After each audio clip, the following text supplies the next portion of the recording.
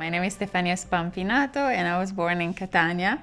I grew up in a tiny city called Bel Paso and now I live in Los Angeles. In Sicily, I grew up in a very conservative environment. All my uncles and aunties are very jealous and possessive, and so my mom kind of broke a barrier by letting me go to Milan when I was 18 to pursue a career in dancing, which was like, no, you cannot sustain yourself. You cannot pay rent or a mortgage by dancing. It's a very sweet story because my parents couldn't really afford to support me in dance lessons because it was very expensive and the costumes were very expensive. So I told my parents, I was like, Mom, I don't want to go dance anymore, knowing that they couldn't afford it and I didn't want to be a burden on them. And she actually went to the dance teacher and asked to make my costumes for the recital, and the teacher said yes. So my mom had no experience sewing or anything. They were horrible. They were the ugliest costume, but they kind of matched the other ones, and thanks to her I was able to keep studying and keep doing the recitals, and she got better and better to the point that she became the official seamstress of the school, and she made all the costumes. And at 16 I was like, I don't want to do this. I don't want to become a lawyer anymore. I want to become a dancer. She was like, why? No, don't do that. But she supported me, and when I was 18 I moved to Milan and I did the performing arts school for 3 years. After the 3 years I started working in Italian TV as a dancer. On a job I met this dancer that was Sicilian but lived in London. We became very good friends, and he was the one that encouraged me to go to London for a week and try it out. Didn't speak a word of English. I went to my first audition and they were like, okay, profile, and I was like, profile, and I was like, and thank God with dance they have to show you what you have to do. So I had time to then learn and practice English. I got my visa, I moved to LA, but I hated it. I hated Los Angeles. It was so hard. And I felt like I had to start from zero at 29 with a career that I had been pursuing for 10 years. I struggled. I didn't know what to do. I was falling out of love with dance. I felt like it wasn't fulfilling anymore. I actually went to an open acting class to support a friend and watch one of his scenes, and it hit me. I was like, okay, this is it. This is what I want to do. It felt like a very organic next step from being a dancer. Starting a new career as a foreign actress in Los Angeles is so hard.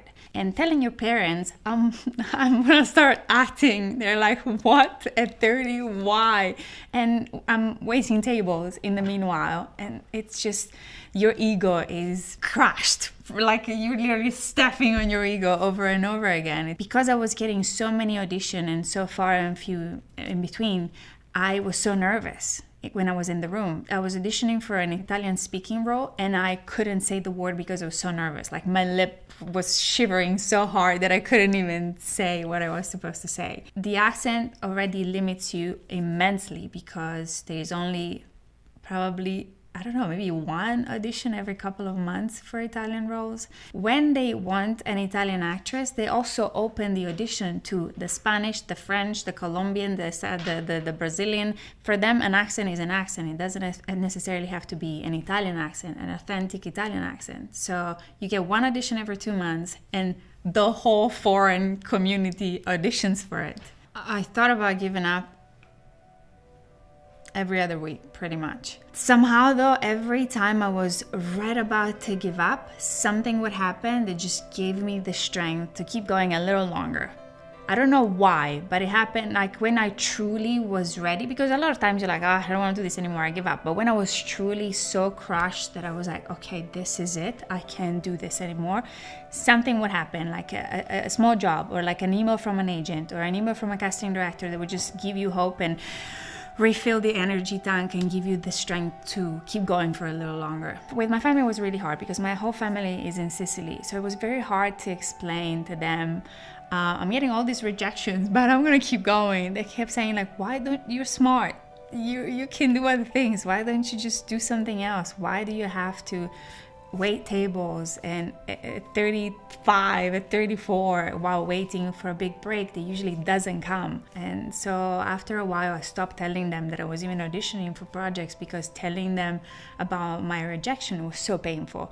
I felt like I was suffering for the rejection, but also suffering with them because of their pain and their disappointment for my non-successful journey. So I was like, I think I need to stop telling them and deal with it by myself. On the Wednesday night, I'm crying in acting class because of my accent and because of how limiting it is, because I just only get a very small role, like auditions for very small roles. I'm like, this is exhausting. I was like, I'm quitting. I'm on the verge of quitting. That night, I get an email from the manager that tells me, we have an audition for you. It's a role for Grey's Anatomy. It's a guest star role, maybe 1-2 episodes, and they want an actress that speaks fluent Italian. So I go to the audition the morning after, and because I was so exhausted, I was like, I'm just gonna go and have fun. And the casting director was like, what? Like, let's do the scene. And slowly they warmed up to me. And 2 hours later, I get a phone call from my manager saying that I had booked a job. And I literally screamed so loud that the neighbor texted me if everything was okay, because she thought somebody's killing her or kidnapped her or whatever. Well, the hardest thing is that the first person I wanted to call would have been my mom.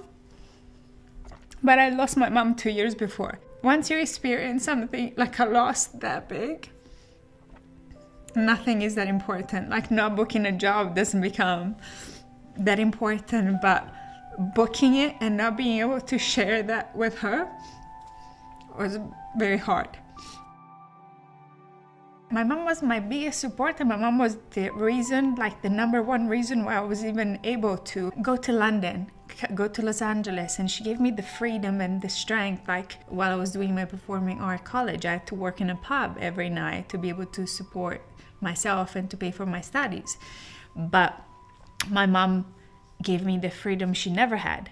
The night before going on set for the first time, I was terrified. And the first scene that I shot was with a woman director, Debbie Allen, which is a very strong woman. I was very lucky because in the scene there was a lot of Italian, and nobody else apart from me and the actor that plays my brother spoke Italian. So I was like, I can do and say whatever I want, and nobody's gonna... And that made me very comfortable, because I felt like I had a point of advantage compared to everybody else. And I was like, okay, I can anchor myself on this Italian thing and then go and do the rest. So that really helped. For the first part of my time in Los Angeles, my friends were mostly American.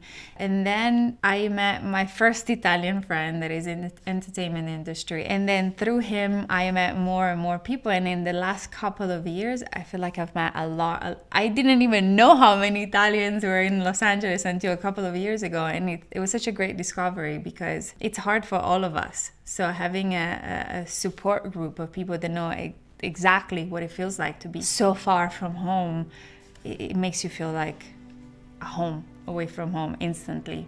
Women shifting from being object to being subject is a very tough shift to make, and it's all up to us. Unfortunately, we have to change people's mind, and sometimes as women I feel like we have to work 5 times as hard to achieve the same thing that a man can achieve very easily. Choosing what we watch, who we follow, how we portray ourselves on social media is fundamental, because there is very good stuff out there that is being directed and written and starred by women. So let's start investing time and energy in that. So I always say that I'm building el mio cassetto dei sogni. I'm building it, and I'm just starting to put dreams in there, and I hope it keeps going.